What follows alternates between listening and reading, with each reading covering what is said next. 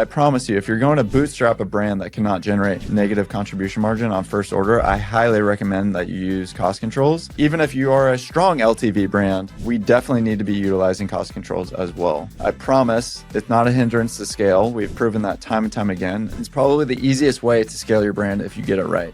Hey guys, today we're going to be talking about how to utilize cost caps or cost per result goal on meta ads. And this secret weapon isn't some fancy hack or guru strategy. It's the bidding strategy that 90% of brands are sleeping on, but we're using to drive over 300 million in revenue for our clients. So if you're tired of Meta burning through your budget with nothing to show for it, this video is going to save you thousands. And I'm about to share the exact system we use at my agency to make sure every dollar you spend is working overtime for your brand.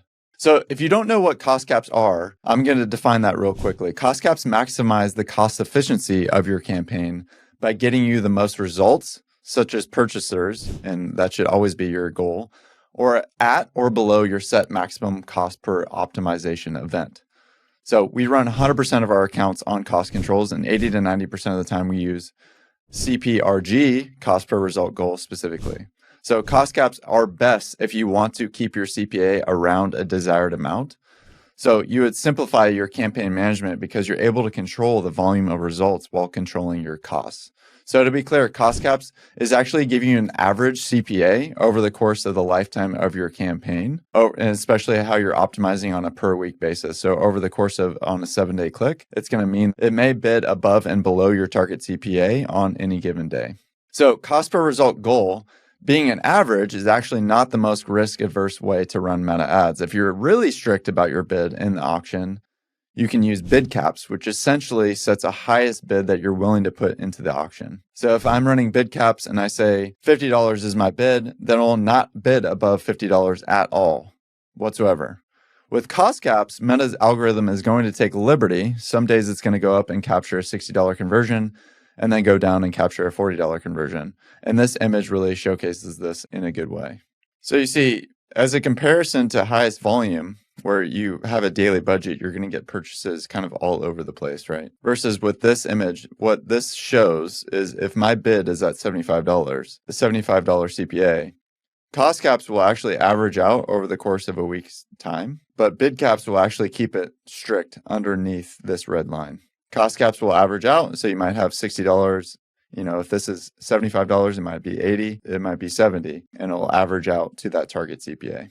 So again, if you want the variable you're controlling to be efficiency instead of the volume of purchasers, this is your strategy.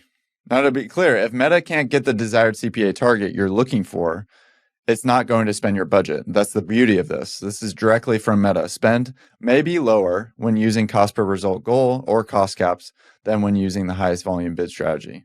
So this is the key difference. Highest volume campaigns prioritize spend. That's the guarantee. This bidding strategy will spend your budget regardless of CPA, right? Highest volume. The guarantee is the spend. In contrast, cost caps or cost per result goal bidding prioritizes performance. So it's going to guarantee performance. And so therefore the variable that you want to solve for is spend. So when you optimize for highest volume, like that graph showed, you're essentially telling Meta to get as many results as possible regardless of cost efficiency. So in contrast, setting a cost per result goal allows you to maintain control over your unit economics while scaling. So getting into the campaign structure a little bit, we always run one campaign for a business objective being one product offer or SKU. So think, hey, I have this running this bundle or I'm running this per SKU. So whatever that unit economics needs to be, that's what we're going to be optimizing for. So you should also be using a CBO campaign or campaign budget optimization. This can also be called ACB or Advantage Campaign Budget. So in a nutshell, if you're confused about the naming, it just means that you're setting your budget at the campaign level, and then Meta will distribute that budget across however many ad sets you have within that campaign. And of course, you're going to be setting your bid at the ad set level, not at the campaign level. So depending on how risk averse you are, will help you decide where you want to set your cost cap. We usually recommend, and I recommend, setting your cost cap about 10 to 20% above your actual desired CPA target, just to account for potential data loss within meta ads and also to give the algorithm some conversions through the ad set to help it learn. From there, you can tighten up your target and lower those cost caps, especially at the beginning. However, it's actually totally acceptable and recommended to just simply set your cost cap exactly where you want it and see if it spends. And if Meta thinks it can hit your target CPA, it's going to deliver as much budget as it thinks it can get through at that target. And if it doesn't think it's going to spend your targeted CPA, it's likely it will only spend barely anything and it won't spend at all. So in reality, it's still going to spend a little bit, but it won't spend as much as it would have if you're on highest volume. Because again, that guarantee is going to be your budget. So some key rules here. I'll give you 3 that you need to understand when running cost caps. This is really important. Rule number 1, if you get full delivery of your daily budget, meaning you spend your whole daily budget, and I'll link another video here where I actually go through the day-to-day management of running cost caps, you should consider increasing your daily budget and even consider tightening up your cost cap. Rule 2, if your cost cap gets full delivery and you spend your whole daily budget and it's above your target CPA, then you need to tighten your cost cap. Rule 3, if your cost cap does not get the full delivery of your daily budget, but is significantly lower than your target CPA, meaning you're actually getting more efficient cost per acquisition than you're optimizing for, you can consider opening up your cost cap a little bit. So I understand there's some scenarios that may be outside of these 3 rules, of course, but in a nutshell, those are the 3 things that you need to ask yourself when you're optimizing a campaign. And again, this is super important. Make sure you're not making these changes on a daily basis. People tend to chase immediate results when they're running cost caps. They think, oh, well, now I can set a target CPA. I just want X, this certain CPA. Well, historically in the ad account, you might actually have never achieved that CPA. Therefore, your spend is going to go way down. So you definitely want to be leery of that. And also, you don't want to chase immediate results. So you set a cost cap and then you see that immediate, it's spending above that target CPA. Again, think of that what the average will end up being. So you need to be patient. So think this needs to be measured on a 7 to 10 day window, something that's a little bit longer than the attribution window you're optimizing for, right? Like 7 days. So I highly recommend that you use 7-day click attribution window 99% of the time, unless you have a very low AOV. And we're eliminating all view through purchase data that will inflate performance. Meta's going to, get cross attribution. So one bonus rule I would say is to run cost controls on an inflated daily budget. So especially as you optimize, maybe you're just launching your ad account, maybe then after a month, we would want to transition into inflated daily budgets. What do I mean by inflated daily budget? So you got a new cost cap campaign. You feel very confident that's delivering the results that you want. Like I said, once you're confident in that, I would set the daily budget to think like $10,000 a day, $100,000 a day, right? Like these crazy, crazy budgets. Because again, 2 governors on your spend. One can be budget, one can be bid. We're protecting the bid here. So the only way that Meta can spend is if it's acquiring customers at that bid. So because Meta will only deliver the amount of budget it thinks it can get at your desired target CPA. So this is the way that you can automate that campaign. So for example, maybe on a Monday, it's a slow day for your business. Meta will only deliver $1,500 of that $100,000 daily budget. On Wednesdays, it delivers $5,000. On Saturday, where most people buy, Sundays, weekends, right? It's going to deliver even more. And that's the beauty of running manual bids. And this is something that we're really bad at as humans, right? We're really bad at determining daily budgets. This is, again, one of the beauties of running and leaning into the machine learning system of Meta. So it's better that we let the auction actually make those decisions for you. And this is a huge insight for things like Black Friday, Cyber Monday. If you have no idea how much you can think you can spend, just inflate your daily budget. You don't have to do $10,000 a day, but you can put it a lot higher than you feel comfortable with and spending. And just knowing that you're tightening that cost gap to your unit economics and what that target needs to be to level up to the business objectives that you have. So I do want to note that you actually have to adjust your cost control sometimes up or down based on the actual AOV outcome that you're receiving from your campaign. So if you have a $50 AOV and a $10 cost of delivery, which means your break-even CAC is $40, that means you need to set your cost cap for $40 if you're going to break even.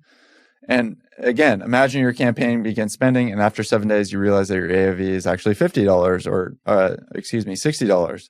That means you may even consider opening up your cost cap because that means you have more margin to work with. That tends to be the only time that you need to adjust cost caps is if you're really off on AOV, where most of the time you won't be that off, but it means that you need to lower or raise your cost cap. And this can happen, unfortunately, because you can't control what customers purchase from your website. Ultimately, you can steer them in the right direction. You try your best to control the marginal outcomes by keeping it SKU specific campaigns and bundle campaigns and specific offer campaigns, but understanding exactly what your unit economics need to be to create the best marginal outcome for your business. And that's all we can do. Try to control it as best as possible and then adjust accordingly. Again, if you want to guarantee that you have a target set where you're going to generate net profit from every campaign, make sure that you're setting targets in such a way that you actually generate positive contribution margin from that outcome. Next, I just want to highlight campaign structure real quick. Again, it's very vital that every campaign has the proper budget and needs to exit the learning phase. So that's 50 purchases per week per ad set.